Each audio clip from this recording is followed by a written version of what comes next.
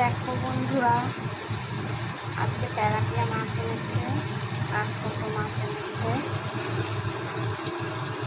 তো ছোট মাছের মধ্যে এখানে বেলে, পুঁটি, ময়া আর খয়রা আছে।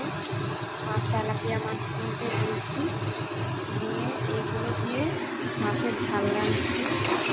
দেখো এখানে পেঁয়াজ, টমেটো, কাঁচা লঙ্কা বাটা আর গোটাও দিয়েছি দুটো, দিয়ে কষাচ্ছি, নুন হলুদ দিয়ে কষাচ্ছি।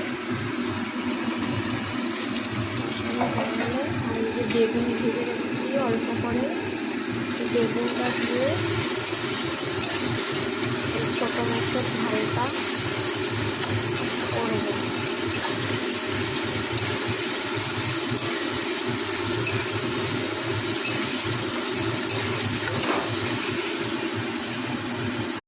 দেখো হয়ে গেছে মাছের ঝোলটা, ধনে পাতা দিয়ে নামিয়ে দেবো।